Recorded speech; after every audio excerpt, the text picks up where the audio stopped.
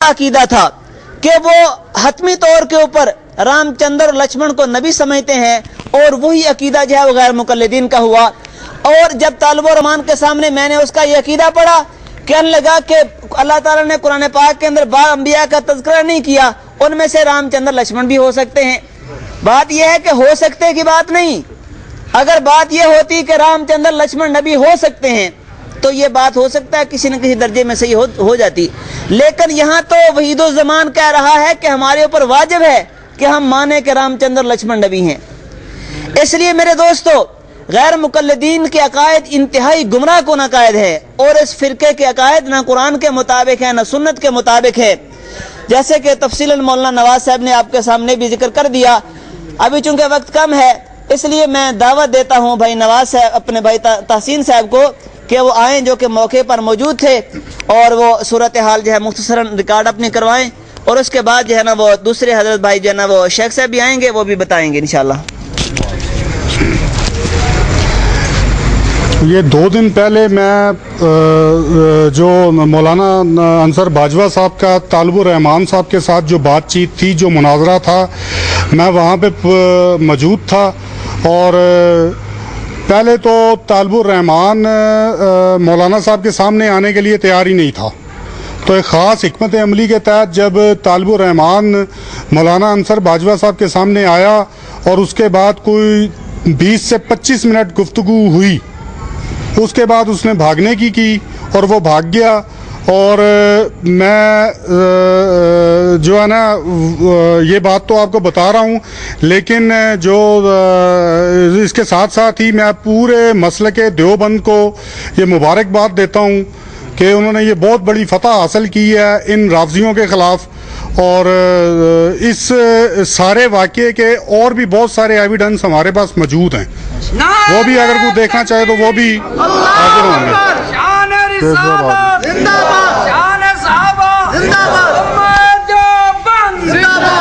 अस्सलामु अलैकुम, बिस्मिल्लाहिर्रहमानिर्रहीम। बाजवा साहब ने जैसा फरमाया कि कुछ साथी इनके साथ है, मैं भी बाजवा साहब के साथ ही था।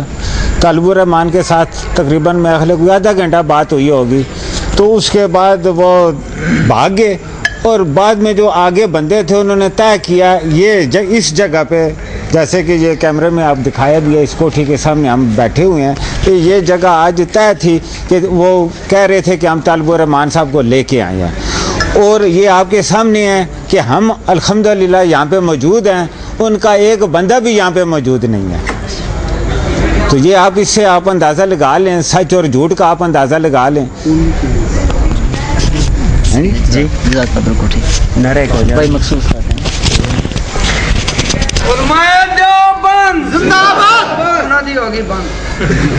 बिस्मिल्लाहिर्रहमानिर्रहीम, नहमदुहु व नसल्ली अला रसूलिल करीम। मेरे वाजिबुल एहतराम बुज़ुर्गों, भाइयों, दोस्तों, हज़रात उलमा इकराम ने तफसील के साथ बात की है। तो हमें थोड़ा सा ये है कि हम उस दिन वहाँ मौजूद थे इत्तफाक से। ना मैं आलिम हूँ, ना हाफिज़ हूँ, ना कारी हूँ, एक जो है ना ताजिर हूँ छोटा सा। तो जो ना थोड़ा सा शौक़ है, और ये ज़हन के अंदर बात थी कि पता चले कि इनके अकायद क्या हैं और हमारे अकायद क्या हैं। तो चूँकि बहुत सारी बातें ये प्रोपेगेंडा करते हैं बाहर जा कर के, तो हमारे भी शौक़ था कि हम देखें कि भी असल में जो ना इनके अकायद क्या हैं।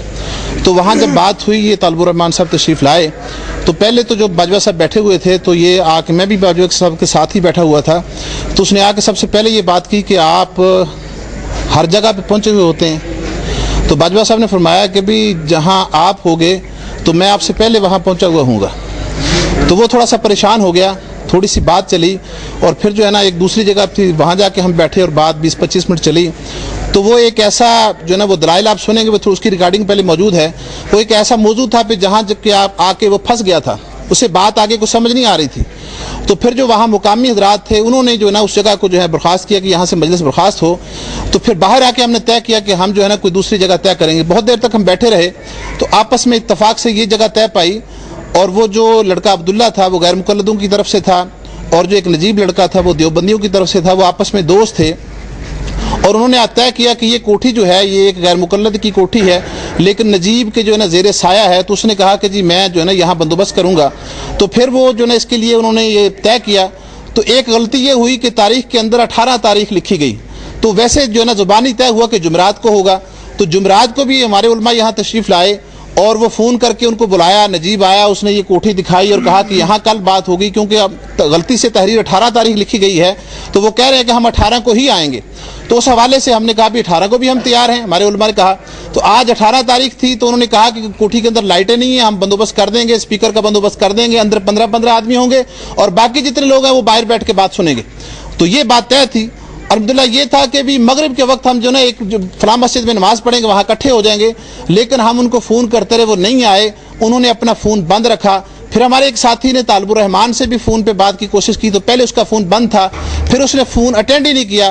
اب فون اٹینڈ کیا تو اس نے کہا کہ جی وہ ہمیں مل ہی نہیں رہے جو مناظرہ رکھوانے والے تھے۔ تو ہم نے کہا کہ جی، کہنے لگا جی ہمیں جگہ کا پتہ نہیں ہے۔ تو ہمارے ساتھی نے کہا کہ بھی ہم آپ کو جگہ بتاتے ہیں، ہم وہاں کھڑے ہیں، آپ جہاں آئیں ہم لے لیتے ہیں، آپ کو وہاں پہنچا دیتے ہیں، تو آئیں آپ مناظرہ کریں۔ تو اس نے کہا کہ جی میں نہیں آؤں گا۔ تو میرے دوستو یہ واضح شکست ہے اس بات کی۔ آج بہترین موقع تھا، اگر ان کے پاس دلائل تھے تو وہ دلائل سے بات کرتے۔ پر دوستو یہ کوئی جی ایسا جھگڑے والی بات نہیں ہے۔ ہاں جی، ہر آدمی کو حق ہے کہ وہ اپنی بات کو جو ہے وہ بیان کرے، اور دوسرے آدمی کو حق ہے کہ اگر بات مناسب نہیں ہے تو اس کو کہے کہ آپ کی مناسب نہیں ہے، بات قرآن و حدیث کے خلاف ہے۔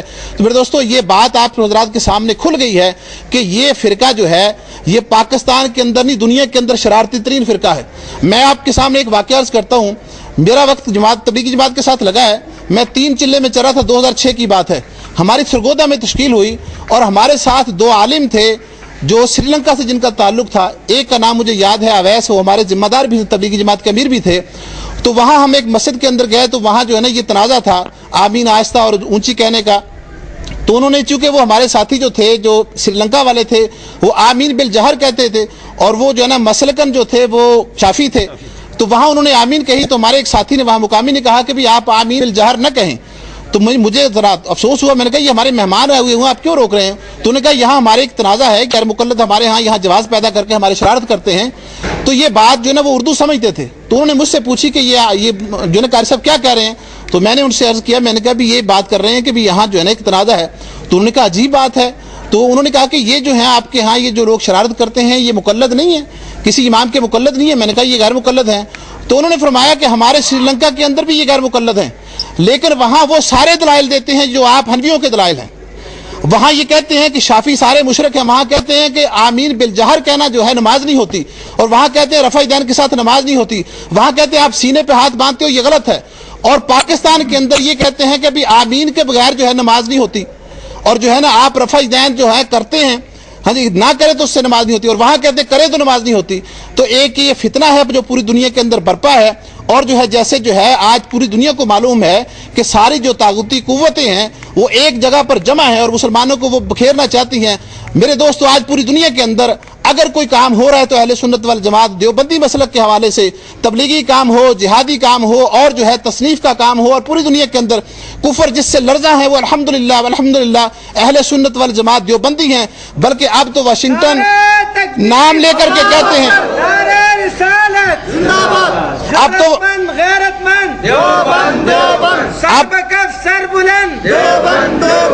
اب تو وہ نام لے کر کے اختلافات کو سامنے رکھ کے ہاں جی ہم لوگوں کو نمازی بناتے ہیں، 3 دن روزہ کے لیے لے کے جاتے ہیں، ہاں جی وہ جو ہے گانے بجانے والوں کو ہم کہتے ہیں کہ ان کی زندگی سنور جائے، جب وہ اس راستے کے اندر آتے ہیں یہ ان کو کہتے ہیں تمہاری نماز ہی سنت کے مطابق نہیں ہے۔ تو میرے دوستو ان سے بچو، اور جو اگر کوئی بات آدمی یہ ان کا کوئی آدمی آ کے آپ سے کوئی بات کرے، گمراہ کو عقائد ہاں جی بیان کرے، ایک دفعہ اپنے جو ہے سلف کے سامنے، اپنے حضرات کے سامنے، اپنے بڑوں کے سامنے، اپنے اکابر کے سامنے ان کی وہ گفتگو ضرور بیان کرو کہ ہمیں یہ، میں کالج میں پڑھتا تھا جی، یہ 91 کی بات ہے، بی اے کا میں طالب علم تھا، تو اس وقت ان کی کتابیں میں نے پڑھی ہیں، ہاں جی میرے پیچھے یہ لگے ہوئے تھے، میں نے اچھی طرح ان کا مطالعہ کیا، پھر الحمدللہ ان پہ پوری تحقیق ہے، مجھے پتہ چلا کہ یہ گمراہ کن فرقہ ہے، ہاں جی میں ان سے متاثر تھا۔ تو میرے دوستو یہ حقیقت ہے کہ یہ آدمی جب ان سے نکلے گا پھر آگے سیدھا مرزئی بنے گا، اور مرزئیت سے نکلے گا تو سیدھا جہنم میں جائے گا، اس سے پہلے کوئی راستہ ہے ہی نہیں رکنے کا۔ تو اس لیے میرے دوستو اپنے ایمان کی حفاظت کرو، ہاں جی ایمان وہ ہے جو تم بچا کر کے لے گئے، اور فرمایا کہ کامیاب انسان وہ ہے جو جہنم سے بچ کے ہاں جی جنت میں داخل کر دیا گیا۔ کوٹھی بنگلے والے کو آدمی کو ہاں جی کامیاب نہیں کہا گیا، تو ہاں جی فقیر ہے، جھونپڑی میں رہتا ہے، ہے اگر وہ ایمان کی حفاظت کر کے دنیا کے اندر سے ذرا برابر ایمان لے کر کے چلا گیا، مطلب ساری دنیا سے 10 گنا بڑی جنت اس کو نصیب ہوگی جو ذرا برابر ایمان کے ساتھ گیا۔ تو اپنے ایمان کی حفاظت سب سے پہلی ضرورت ہے میرے دوستو۔ کھانا نہ ملے گا کام چل جائے گا، ہوا نہ ملے گی کام چل جائے گا، روٹی نہ ملے گی کام چل جائے گا، لباس نہ ہوا کام چل جائے گا میرے دوستو۔ دنیا کے اندر بھوک سے آدمی مر گیا، ننگا مر گیا، کوئی پرواہ نہیں ہے، لیکن بغیر ایمان کے چلا گیا، خدا کی قسم کل قیامت کے دن اس جیسا فقیر کوئی نہیں ہوگا۔ اگر جو ہے پوری دنیا کا بادشاہ ہے اور ایمان کا ذرہ اس کے پاس نہیں ہوگا، خدا کی قسم دنیا کا سب سے بڑا آخرت کے اندر یہ فقیر ہوگا۔ اگر ایمان کے ساتھ ذرے ایمان کے ساتھ چلا گیا تو ساری دنیا کے بادشاہوں سے بڑا بادشاہ یہ ہوگا۔ تو میرے دوستو اپنے ایمان کی فکر کرو، اور اپنے ایمان کی فکر کے لیے ضروری ہے کہ اللہ کے راستے کے اندر نکل کر کے ایمان کو سیکھو، دعوت کے کام کو سیکھو، اور ہر مسلمان دائی بن جائے۔ ہر مسلمان کی زبان کے اندر یہ بات، دل کے اندر اور دماغ کے اندر یہ بات ہو جو حضور صلی اللہ علیہ وسلم والی کڑن تھی وہ ہر مسلمان کی کڑن بن جائے، کیسے سارے انسان جو ہے وہ جہنم کی آگ سے بچ جائے، جنت میں جانے والے بن جائیں۔ تو اللہ پاک ہم سب کو عمل کی توفیق نصیب فرمائے۔ سب سے پہلے میں آپ تمام حضرات کا مشکور ہوں اور شکریہ ادا کرتا ہوں کہ آپ حضرات نے اپنے اوقات میں سے قیمتی ٹائم نکال کر کے یہاں پہ آئے کہ حق اور باطل آپ حضرات کے سامنے واضح ہو جائے۔ اور اس کے بعد میں اہل محلہ کا شکریہ ادا کرتا ہوں۔ یہ حضرات صبح سویرے جو ہے نماز کے بعد ملازمتوں پہ چلے جاتے ہیں، کاموں پہ چلے جاتے ہیں، لیکن آج یہ بھی حق کو سننے کے لیے اور باطل فرقے کے عقائد اور نظریات کو سننے کے لیے یہاں پہ جمع ہے، اور ہماری وجہ سے ان کو تھوڑی سی تکلیف بھی ہوئی ہے، بچوں کو اور خاص کر کے میرے اور بیٹیوں کو میں آپ تمام حضرات سے معذرت بھی کرتا ہوں، لیکن ہم مجبور تھے، چونکہ یہ جو بالکل میرے سامنے کوٹھی ہے یہ ایک غیر مقلد